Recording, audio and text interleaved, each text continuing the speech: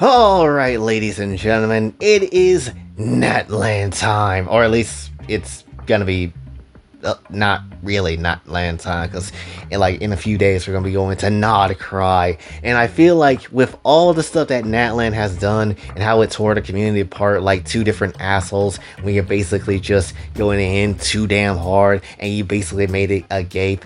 Essentially, I do feel like this is the most divisive region that we have gone through, and basically it tore the community a new one. That's basically what I'm getting at. So what I want to do, because Nahcry is literally a few steps away from us exploring it and seeing what that bitch is gonna look like for the first time ever, we do need to talk about Natlan. The only thing that is definitely, having me very much wanting to do this is obviously because it's been a year. It's been a year. We've been through this whole place for a long period of time, and it just would be nice to kind of review it. Plus, everybody kind of has their opinions about it. I would like to kind of get my own opinions about what I think about it entirely, with everything that has gone on with that whole ass nation. Because I feel like there ain't gonna be another nation like it in terms of its culture and things like that. Before we get to Nah Cry, with all its leaks and certain characters that been leaked online that people are just spreading like wildfire, which damn, I feel like people that leak shit should really get beaten in the streets or literally just set on fire in a way. But when it comes down to it though, we do need to talk about Natlan, which is ironically about a land of fire and war, but kind of not really. So the first thing I want to start off with is easily the story of Natlan, right? Or at least the expectations of what we thought it was going to be. Because people, obviously, when we got done with Fontaine's story quest, the only person that told us about Natlan is easily Nouvelet. Nouvelet was like, "Oh, it is the nation of war, and the dragons are there, and bitch, I would not be welcome there for some reason, because they're racist to me." And that's just essentially what we got the impression of Natlan. So we're thinking, alright, war, dragons, we're thinking some war-torn land, people getting their ass beat left and right, getting shanked in the streets. It's just a bad time for anybody that walks into Natlan. It is basically the Compton of Teyvat. It is the hood of Teyvat. Life can exist there when it comes down to it, and everybody basically some street rats when it comes down to it on some Jafar type timing. But you know what Natlan ended up turning into? Happiness. It was basically a bright ass place with bright ass graffiti and bright characters and different cultures and different stuff, basically turning off all the dark elements that the community really thought we were going to actually have, right? Because that's just what Natlan was. And yes, it does have darker elements into it, but the initial look at Natlan, and you're just like, damn, this thing is bright as hell. Where's the war at? I want to see death. Where's all of these things at? But we didn't really get that. And I do understand where the community was pissed off about that for sure. Because again, you think a place that is like war torn, or you think some war has happened there and the fight with the abyss and stuff like that, you would think there is some issues. But everything looks pretty okay. Everything looks pretty nice and vibrant, and it's the opposite of what you think a war would actually be, right? And that's just how it is, And it's just, again, it is a giant turnoff when it comes down to it. However, knowing how Genshin is and knowing how they kind of operate before, I kind of figured it wasn't going to be the case. And a lot of people were upset that it honestly wasn't the case at all. And let's just be absolutely real too, when it comes down to it, that's also comes down to Genshin's tone. And, obviously their tone is going to be a lot more vibrant and less mature than it is going to be, with their other games or stuff like that too. Because that's just not what Genshin is. They can be mature when they want to be, but they most of the time choose not to be. Now, for me personally, with my expectations, to be honest, I didn't really go in expecting like a ton of crazy crap to kind of just happen. Not off rip. And I kind of just don't have, again, expectations about a lot of things in life in general. And Genshin is one of those things where I do not have expectations for. I might get hyped about it, might get excited, but I also know to temper it down because it might not be what I really want it to be, right? And that's just how it is. And obviously because we never heard of anything from Natlan until this point, until we got to the damn gates of the city, or at least the rocky area of the beginning area of the nation and stuff like that, and how we haven't ran into no Natlan NPCs until this point in time. Yeah, we basically didn't know what to really expect. And that's just kind of, I guess, on us at the same time when it comes to it. But it's also on the game for kind of not necessarily, being very specific what's going on. So that's just how it is too, right? So obviously expectations took the win out of a lot of people's sales. But then, when you actually look at the nation, it's not that bad actually. It looks pretty damn good. It's actually a pretty nice looking nation overall. It doesn't necessarily have a lot of BS into it, when you naturally walk around. It's just not a bad looking nation at all. Very much in tune with its culture, which is by far its strongest suit of basically everything. And I guess that's the next thing to talk about, is the culture. The culture is high key the best one of any nation that we've really ever been to. Yes, you do have people talk about tradition and culture in their own nations, but this place is so about its culture that it's so ingrained with it. That's basically the reason why people hate this place in the first damn place, right? Let's look at the story real quick too, because ultimately the only reason why the story has went the way it went is because it was shaped by Natlan's culture of its fallen heroes, its fallen warriors, the fight with the Abyss years ago, and things like that. Because the history of this country and, the way it shaped their nation, that took priority even over characters. And that's why you probably hate Natlan, because there was so much about the land itself more than anything else that was important of the story regarding characters and what they go through and stuff like that. That's just how it was.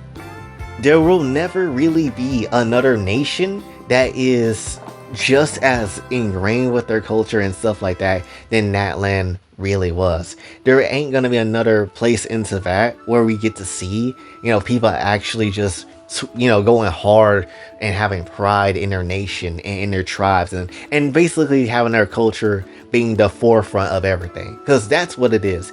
If you can't necessarily agree with anything, you can definitely agree that Natlan has the most culture of all the nations, at least in the way they show it and represent it, right? Because that's just ultimately how it is. They take pride in what they are. They took pride in what they do, and that's just what Natlan is. That's what the Natlanese believe in. They believe hard in their warrior culture. They believe hard in what they actually do, and they take pride in that. And it clearly shows. And Hoyoverse has done an excellent job of showcasing, yes, pride in your nation, pride in the culture, and stuff like that. If you can definitely say many things about Natlan, but that's the one thing you gotta give them credit for, is that they really know how to push what culture Natlan was really striving for. And hell, to be real, that's the whole reason why Malwika, at the time when, trying to save the nation, wasn't prepared to use the Gnosis or the Night Kingdom at all, because honestly, it would ruin the culture. And we obviously know why too that can't happen, because obviously if they use the Night Kingdom and use it as a net or whatever, then obviously the souls that's already in the Night Kingdom will be dead and forever gone. And in the same way you could say about, I guess like using maybe the Gnosis or something else in some shape or form, it would still kind of do the same effect where it removes the culture from Natlan and all that stuff that they've been through, right? Hell, you can't even leave Natlan as a Natlanese and won't suffer things like, mental anguish, forgetfulness, amnesia, basically, headaches and stuff like that. So you can't even leave your own nation when it comes down to it. And even then, if you do, you're just going to suffer a lot of mental problems when it comes down to it. So it's not really a good time. But going back to the whole thing about culture, I do feel like that is the reason why, again, people very much don't necessarily like Natlan, like two steaks and a cheeseburger, because essentially people like characters, right? That's the whole point of a gacha game. You can't sell a gacha game to me and then not have characters matter. Because if the characters don't matter, then I don't really care to be here, right? If I can't get in touch with the characters or feel like there's a multitude of characters I can't be around and kind of attach myself to, then 9 times out of 10, I'm not going to really care, and I'm probably going to drop the game. That's basically how I feel with Wuwa at this point, outside of like Lupa or a few other characters. And that's really about it. But when it comes down to it though, that is a huge reason why people don't care. Because easily you could look at the whole cast of Natlan, especially when it was going on with the main Archon quest, and you could feel literally nothing for any of these characters that's going on. The story, the lore drops, the bomb drops of the lore, that's amazing. Peak as well. That was the most peak that we ever really had in terms of overall Teyvat Archon lore stories that we ever really had. Not even Fontaine, in my personal opinion, has like really good overall entirely of the game, lore that we really gotten. Natlan really provided that. They provided a real hard, good amount of lore when it comes down to it, right? But not on the character side of things, which is a bit of a shame. Because again, you do get these vibrant places, you get these vibrant looking characters, only for it to not really hit hard. Because I'm not gonna lie, Mualani is just okay. Kachina is someone I just don't really care that much about. She was cool in the beginning, but not really later on. Kanich I could not care for. Ahau carries him more than Kanich could carry himself. Shalonen I didn't really care for at all. In fact, I hated Shalonen for a good minute until, one event where she came through and started complaining about Malwika's bike, which I thought was really funny. Then you have Auroron that, kinda almost didn't care for, but then later on he proved himself to be a funny ass dude with Aoife, so, I cared in. And then, obviously, the only characters that I would say I care for is, like, Malwika and Seat Lolly. Because, at least Malwika is an Archon that showcases that why she's an Archon. She beats ass. She does her job. We see her do her job, which is amazing. And I love to see that across the board. Seat Lolly, while she's a naggy-ass old lady, at the end of the day, she at least, has personality. She stands out. She is not forgetful. And that's just how it is. Right? Someone like Chaska didn't really care too much for her. She had this whole abyss, side of herself that we could have had some showing, but we didn't get to see any of that in the story. And I feel like that's a wasted opportunity, and it sucks balls. It genuinely just does, and I hate that we didn't get to see that in any shape and form. It's bull! So that's just how I feel when it comes down to it, right? So obviously the only characters I really could care for in a major sort of way would be like a Seat Lolly and Malwika. And that's really about it. And that's just for Archon Quest, right? Because if we really look across the board of everything, you do get someone like Eon-san, which isn't necessarily that bad, but honestly, most players forgot she even had a damn voice at half the time, so that's a bit of a shame because of the ongoing strikes bullshit, which is also another reason why Natlan kind of sucked for a lot of people on the English side, but we'll get to that in a minute. But then you do have someone like that's really good, that's like Varessa, and I don't care what anybody says about her stupid ass outfit or whatever. Ultimately, I love the shit out of Varessa. She's the cowgirl, and ultimately that was going to get a major pull just in regards of everything. I could not care less about how you feel when it comes down to her outfit. She's sexy, she looks good, and that's all that matters to me. She's the milkmaid, that's all that matters to me. So when it comes down to it, Varessa is very good. Ian-san, I do like, but no one really cares too much for, which is a shame because I actually do like Ian-san a lot too.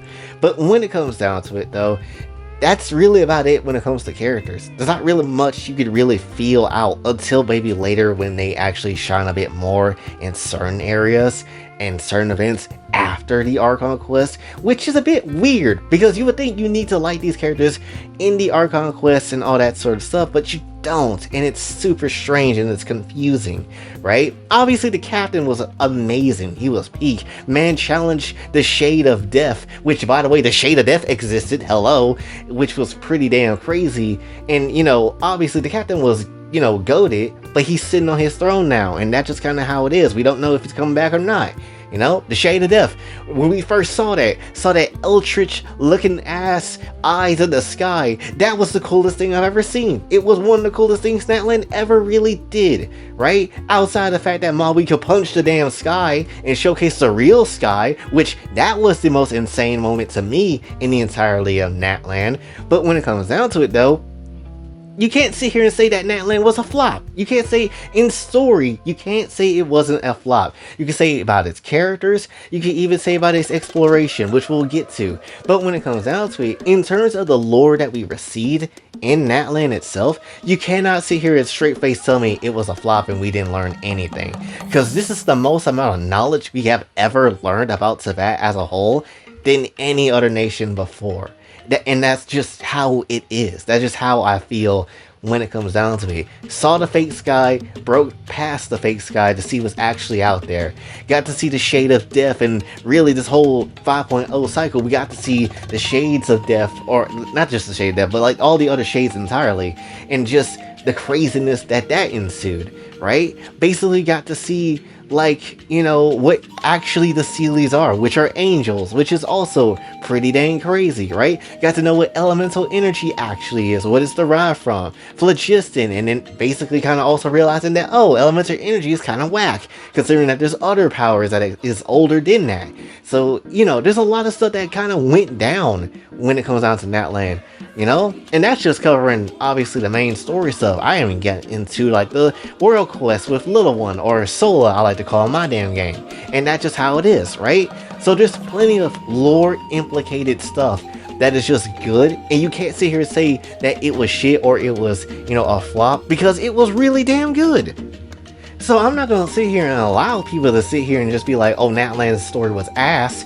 Maybe in how they presented it, sure, but ultimately the lore drops that they did give was pretty wild. No other nation did what they did outside of Mape Fontaine with the, you know, the Hydra Divine Throne. That's really about it. But ultimately, it just showcases that yes, there was a lot of crazy shit that happened, and writing it off as a filler is just a straight up no-go.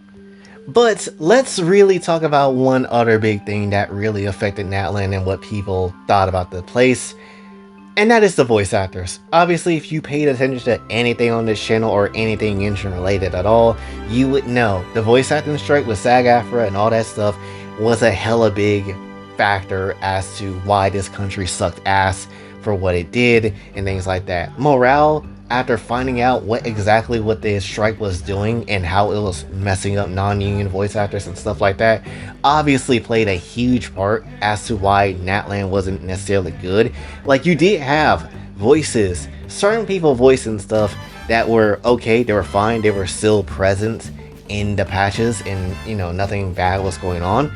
But the obvious news of that also coinciding with like the 5.0 patches does a lot. And then obviously when you get events mixed in with characters that don't speak in English, and, you know, characters that are missing a voice, and Daneslip is still missing a voice, and all that other stuff. Hell, even patches of the 5.0 era with Traveler is still missing a voice.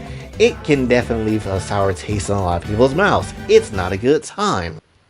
If these bum people were to just come into work and do what they needed to do, because Genshin wasn't even a striked game, then we would not necessarily be in a terrible position of or at least how we feel about Natlan as a whole. It was just a rough period of time with a lot of things that was not working in Hoyoverse's favor, and let's just be real, it was a dumb time, it was slow, it was not necessarily the best for people, and ultimately it was a lot of selfishness involved with a lot of VAs when it came down to it. And I'm just glad that Genshin at least for once did something for the English side, and that is obviously remove a fair amount of the bad VAs that definitely did need to be removed. There is still some that's there, but for sure I'm glad that at least they removed a fair amount of them. So that's just good for basically everyone that uses the English dub, and just everyone in total. So, you know, that's just how it is. Like, honestly, you need to look at a summary or something about that whole VA situation, because it was basically shitty, and it was the beginning of all the call-outs and nonsense like that, because it was just a bad time. So again, if you haven't seen anything of that or haven't paid attention to the news of that at all, you should really look back at that, because it's a bit weird and crazy, but it is what it is. Now, for something less serious, let's talk about Natlan's exploration. This is where I feel like a lot of people's heads is going to turn a bit, because me personally, I didn't really hate Natlan's exploration that much. I know it's wide open space, And I know you can compare that to Sumeru's Desert, honestly, to a point. However, I didn't hate it. And that's mainly because I have a fair amount of Natlan characters, which, now that I think about it, kinda is a kind of a weak move on Hoyoverse's fault. Or at least on their part. Because ultimately, you do need to pull for certain characters to have a good experience going through Natlan, because if you don't, you're gonna be struggling getting across different places, unless you use the Saurians, and let's just be honest, Saurians isn't always the best option to kind of use. You would rather use a character that can move around better than the Saurian can, and that's just how it is. Kanich, Mualani, Mawika, easily those three are the best characters to really just be having in your game, because with those three alone, you don't really need anything else. You don't really need anything else for traversal through Natlan. You'll get by really damn good if you just especially if you just have Malwika. You'll be fine if you just have her. But ultimately, you know, not everybody has those characters. Not everybody has the chance to go get those characters or have the pulls for that and all that sort of stuff. I got lucky and got C1 Malwika in the same name pull, which was crazy, right? Same thing with Varessa. You know, Varessa especially too, because she's like have faster movement speed than most characters. She runs fast as hell too with her E skill and all that sort of stuff. So again, you need certain characters to make Natlan feel less like a slog to travel through, because if you don't have that, it gets tiring real quick, and I can see where the complaints come from. But if you have those characters, then you're not necessarily really going to complain about the traversal too much. You'll still complain, but not nearly as bad as if you didn't have all those characters. Because I ain't gonna lie, zipping through with Kanich just in general is amazing. I would rather be more pissed if I didn't have him than, you know, I guess like not having him or whatever, however that statement I was gonna say. But when it comes down to it though, I almost missed not getting him. I almost didn't get him because I was trying to go all in for Mualani and got her weapon and all that stuff, and I don't even like her playstyle that much. But when it comes down to it though, I did get Kanich and I got mad lucky on that. And another reason for me to not really be mad at the location, or at least like the area of Natlan itself, is because of the locations that you can go to. Like, you got a fat ass volcano in one area, you got like this weird creepy cryptic old Natlan looking place of Natlan and all that sort of stuff. You know, you get the different tribes and what they look like too, with some banger music as well, like the Children of Echoes with their damn beats, or Masters of the Nightwind with their calm beats that they be having at night that I feel like you can smash Sheet Lolly to. You got the People of the Springs that honestly give us some beautiful sights as well, and gave us Bikini Lamine, or at least, you know, as close as Bikini as we can get with Lamine, because they don't ever give her another outfit, which pisses me off to a high ass extent, because my queen needs to be seen in a different outfit. But you get the dang point. There's just a lot of beautiful locales that Natlan definitely does have, and if you played Story Quest, you very much feel this as well, because like you get the place with, you know, all the damn water around this one area, and that just looks good. You got one of my favorite locations, which is the place that is above Natlan, the spaceship that used to be a thing, which looks badass as hell, and it's the coolest place in the game personally for me, or at least in these sub-regions or whatever.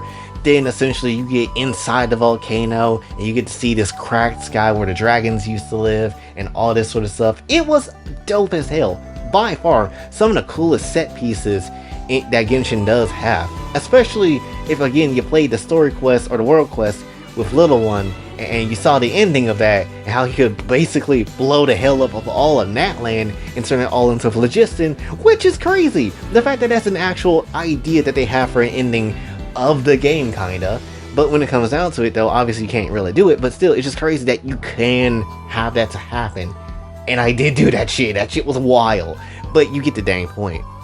The only thing I would say I wish we got to see more of is easily more of the Night Kingdom. I kind of wish there was like an underground region of Natlan that you can go to really experience the depths of the Night Kingdom and stuff like that, because there's this whole celestial nail down there that we not have seen anybody talk about at all. We just know it's down there and no one really yapped about it ever, and I'm just confused as to why that nail is there.